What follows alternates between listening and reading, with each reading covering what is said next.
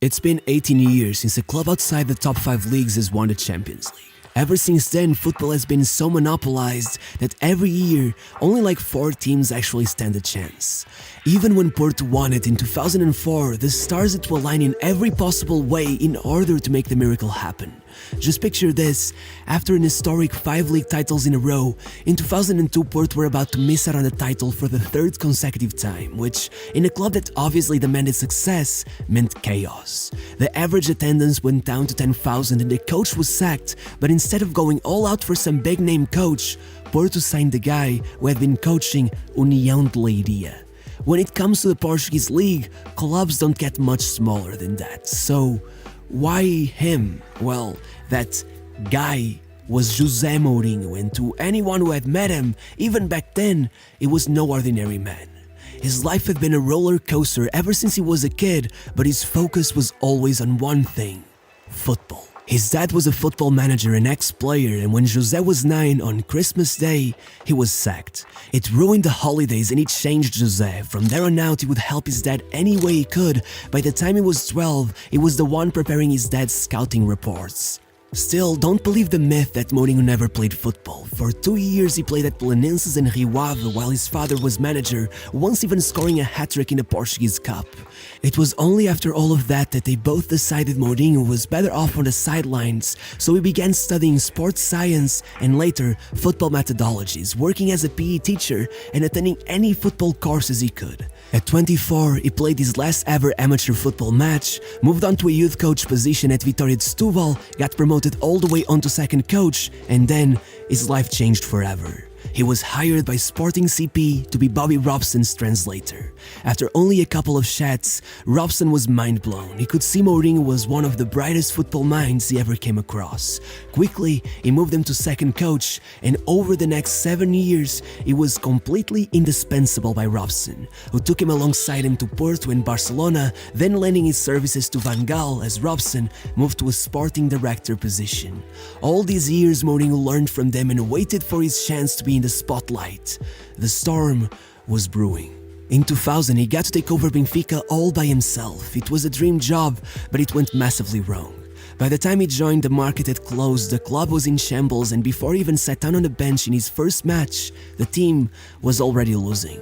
After just 11 matches, elections had taken place and a new president chose to replace him with another manager, even though Mourinho had just beaten rivals Sporting 3-0 in the Lisbon derby. Now feeling a bit lost, Mourinho waited for the start of the next season and took over at União de Leiria. Despite the downgrade, this decision set him up for success. Managing a team with virtually no budget, Mourinho became hyper-aware of all the hidden talents scattered along the league's smallest teams, and midway through the season he had dragged Leiria all the way to 4th place in the league, 1 point above FC Porto, which brings us back to the start of the video. Once in Porto, Mourinho did not hold back. With his iconic stoic stance, he told everyone they had their worst team in over 2 generations, but made sure to calm things down, telling the fans, "I am sure next year we'll be champions." From there on out, Mourinho began reforming the club. Even though his tactics weren't the most innovative, his impact was astonishing anywhere else. Training was immediately changed, now implementing a more scientific approach, every drill designed till the very last detail. The team's morale skyrocketed. It seemed he was capable of motivating them beyond what anyone else could imagine, and on the pitch, you could see it. The team was an orchestra who never missed a note. Despite their grace on the pitch, every player had a bit of something else. In Portugal, we call it raça, that grit, that willingness to die for a tackle, to collapse on the pitch from exhaustion if that means getting in one last counter-attack. They would do it all for Mourinho. He was more than a coach. He was their prophet. But above all, what truly cemented all of this was his approach to the transfer market. Mourinho kept only a few of the team's players that he deemed to have some potential: Costinha, Bahia, Deco, and Ricardo Carvalho, and began a revolution, offloading the rest, and instead of signing the best, most expensive players he could, taking the knowledge he had acquired at Leiria about the league's hidden talents and signing those forgotten players we knew were underrated and desperate to pay Mourinho back for the chance they had been given. He said it himself when asked about Derlei specifically: "I promised him at Leiria, wherever I go, he'll come along." He gave it all for himself, the fans, his family, but above all, he gave it all for me. With Porto struggling to find the cash they needed, Mourinho opted to sell defensive powerhouse Jorge Andrade to Deportivo for 13 million euros, as well as Carlos Paredes, a former wonder kid, was the youngest captain in the history of Olympia, for 4.8 million, and finally loaning Hugo Ibarra back to Boca for 400k.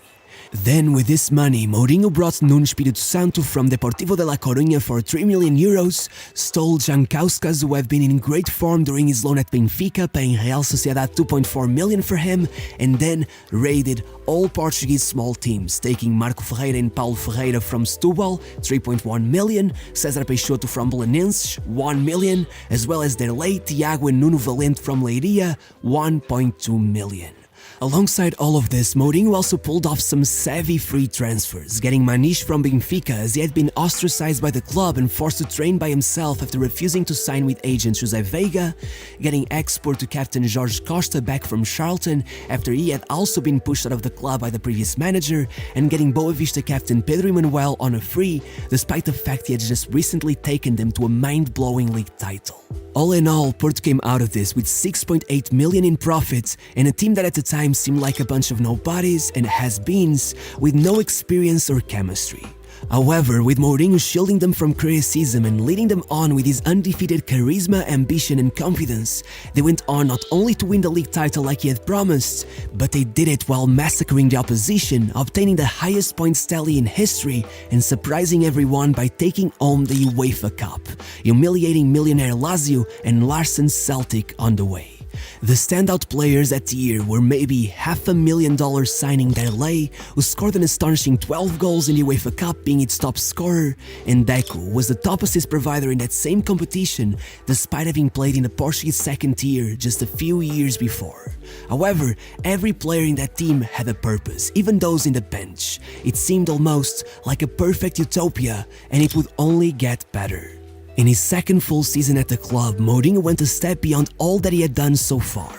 With everyone convinced they had already outdone all that was even deemed as possible, Mourinho was convinced they could go even further. So with all the players looking to take advantage of the team's momentum and move to a bigger club, Mourinho sat them all down and asked them to believe in him and say that they could win the Champions League. And so they complied, as Mourinho would be quoted saying, "Sometimes the best investment is to keep your own players."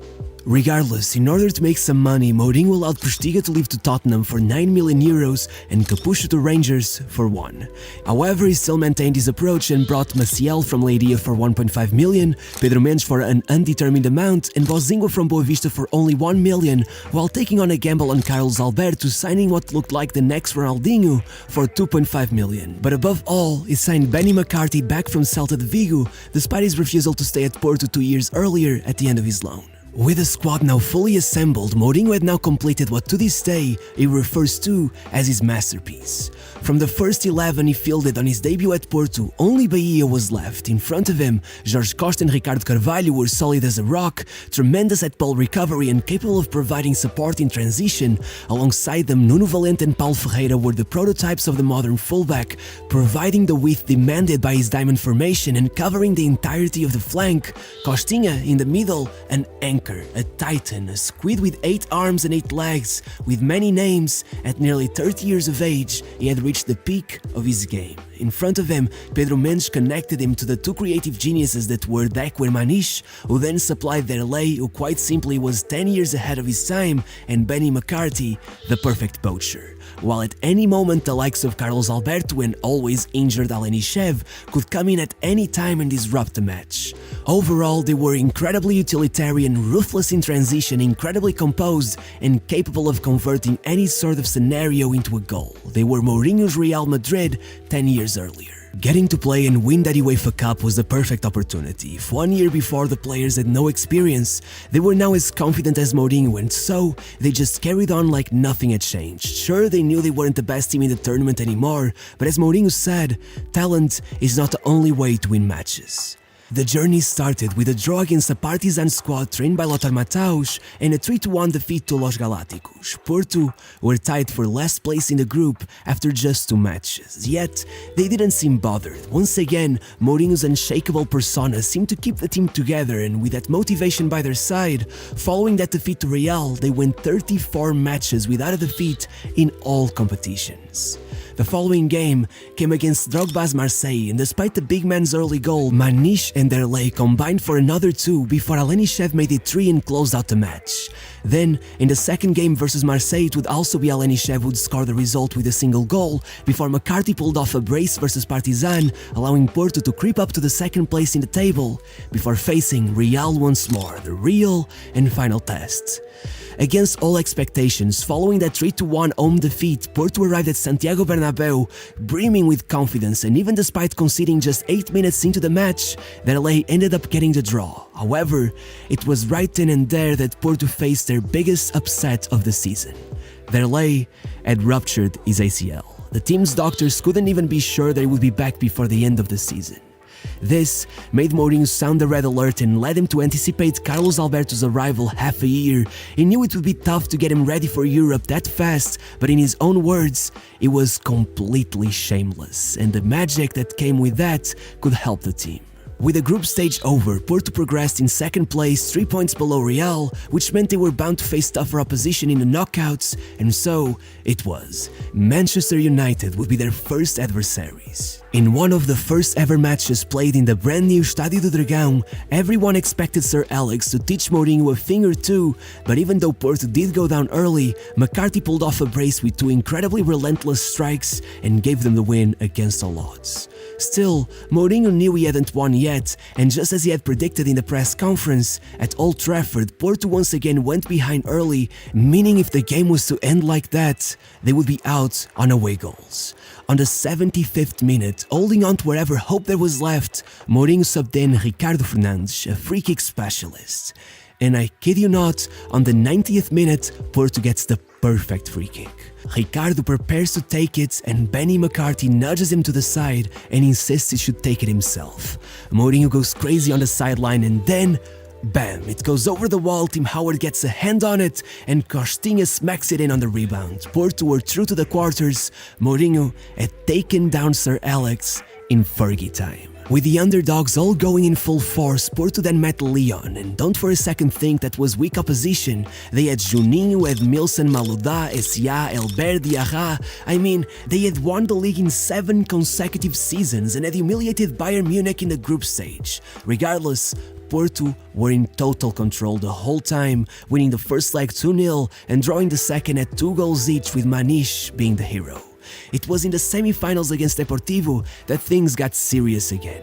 They were Super Depor. They were no less than Real and Barcelona. In fact, they had been battling with both of them for the top of Spanish football, and just 4 years earlier, they had been Spanish champions. Even the great AC Milan fell 4-0 before them just weeks before the match.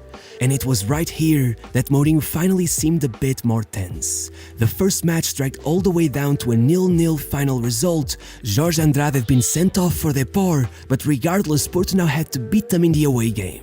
It looked like serious trouble, but then a light shined down at Mourinho. After 4 months, Derlei had fully recovered from his injury and would be back for the away leg. And alongside this, Mourinho noticed something interesting.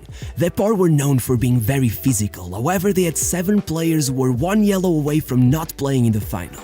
So, the mind game started. Throughout the whole match, the Porto players told them that 1 bad foul and they would never get to play a Champions League final. Deportivo were on their tippy toes, afraid to make a single wrong move. This anxiety got to them, and after 150 minutes of football, Mourinho could feel them breaking, and out of nowhere, they did. Penalty for Porto, and it couldn't get more poetic. Derlei was the one to score it. Mourinho subbed him off, and all of the Porto fans gave him a standing ovation. He looked up and was completely reduced to tears. He had taken them to the final once again. With all the other competitions wrapped up, the squad got on the plane and flew to Gelsenkirchen. There, Monaco awaited them. Once again, don't let the team's current state fool you. They had Deschamps as coach, Evra, Morientes, Julie, Cissé, and Dado Peugeot. They had beaten Depart 8-3 in the group stage and had already taken down Real and Chelsea on their way to the final. Still, that day it was obvious Porto had something they didn't have. All night long, Porto gave them hope only to demolish them in each counter-attack. First, 19-year-old Carlos Alberto made history, opening the score sheet and becoming the youngest ever Champions League final goal scorer. And half an hour later, Deco and Alenichev both scored to settle the result down at an impressive 3-0. As Mourinho held the trophy, his demeanor seemed relaxed even. Finally was allowed to switch off his ever-confident persona and enjoy his success. When asked about it, he said, "I don't like to call this my masterpiece. It was our masterpiece." And in fact, by the time the tournament was over, besides Deco sharing his spot as the tournament's top assist provider, no other Porto player was topping any charts. Their top scorer was Benny McCarthy, and 18 players had scored more than him. It had more than obviously all been a result of a collective effort, but that collective had been designed and handcrafted by Mourinho himself. Out of the players he had picked for that squad over the years, only a few failed to achieve success. I guess this is that part of the movie where they tell you how every character's life turned out. So, Nuno Espírito Santo became a Porto legend and a high-profile manager. Paulo Ferreira, Ricardo Carvalho and Bozingua all moved to Chelsea for 20, 30 and 21 million respectively, and all of them went on to win the Champions League again. Carvalho was the third most expensive defender of all time and went on to become arguably the greatest Portuguese centre-back of all time. Deco went on to place second in the Ballon d'Or and was sold to Barcelona for 21 million plus Quaresma. Despite being 30 years old, Nuno Valente still got his dream move to the Premier League. Bahia retired at Porto. He is also considered by many the greatest Portuguese goalkeeper of all time. He is now en route to become the next Porto president. Pedro Manuel took over as captain once Bahia left and also retired at Porto. Speaking of captains, Jorge Costa retired 2 years later in Belgium, and despite forfeiting his armband to Bahia in order to avoid conflict after his return, he is widely considered the greatest captain in the history of the club. Maniche completely turned his career around, moved to Moscow for 16 million euros and went on to play for Chelsea, Atletico and Inter. Costinha also experienced a revival despite being 30 and joined Maniche at Dinamo and Atletico. On the other hand, both Derlei, Alenichev and Benny McCarthy struggled massively with injuries and saw their careers stall after the tournament. Carlos Alberto moved back to Brazil for 10 million euros and never fulfilled his potential. He regrets having left the club. In total, Porto made 130 million with the sales of these players. No team in Europe made more money over those years. They did it without ever spending more than 10 million euros in a single transfer market. It was the last fairy tale in the history of football so far.